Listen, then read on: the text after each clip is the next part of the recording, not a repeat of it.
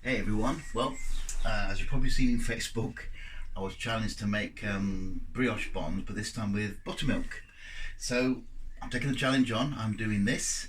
The ingredients is 500 grams of flour. As you've probably seen from my other videos,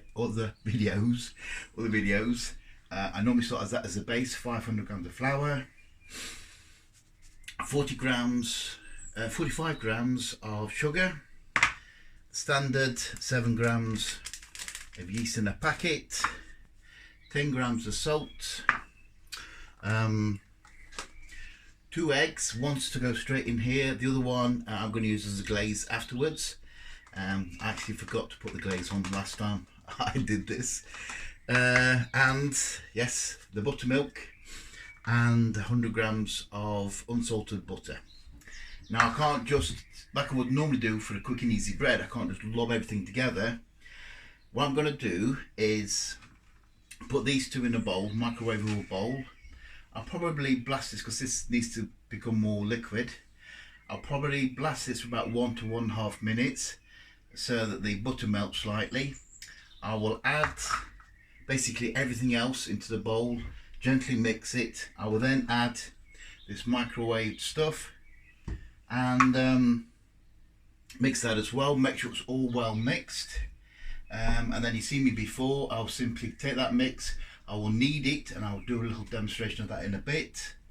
Now this should be enough to make about 10 to 12 buttermilk brioche buns, so I'll probably chop it up into 12 and put it in the oven, but that'll be in the next few stages. Hey everyone, welcome back. Well, it's mixed. Been mixing for a bit, so this is all nicely mixed up. I tend to mix it for about depends if I think I'm making sure I'm not going to damage my mixer, but normally about 10 minutes, sometimes up to 15 minutes. Now this one, because it's fairly tough, if I just using these which we talked about before, if I get this out and see, it's not sticking, which is good. Okay, this is fairly firm as a mix. Now normally some people say put flour on the surface, or and you've seen one of the tricks I've used before where fingers are a bit dirty, where I've used not some flour, yeah, sometimes use a touch of olive oil on the surface and on my hands to stop it from sticking. This is fairly firm, so I can just simply mix this as is, and it's not really making too much of a sticky mess on here. So just knead this for a bit, just get it all nicely shaped and working properly. Okay, and then after kneading it for a bit, I'm going to knead it a bit more, but just show you, just roll it into a ball, pinch it, you can pinch it like that. It's just as easy doing this. There's a whole load of different ways of doing it.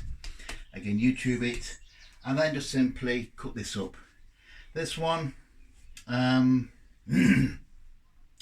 remember when these grow, they're going to grow quite a lot, so this one I'll probably cut into about 12 pieces, but for now I'm going to knead this for about another 15 minutes or so.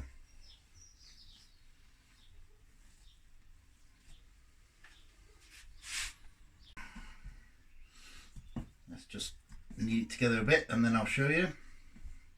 So basic, almost like basic round shape.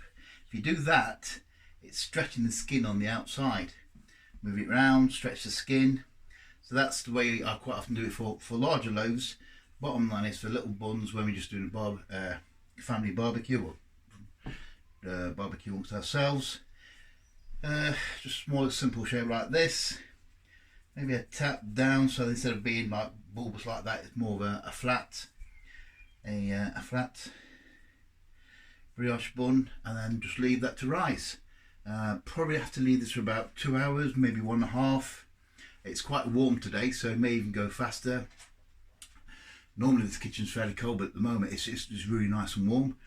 I've just realised that mobile phones at an angle. Sorry, guys.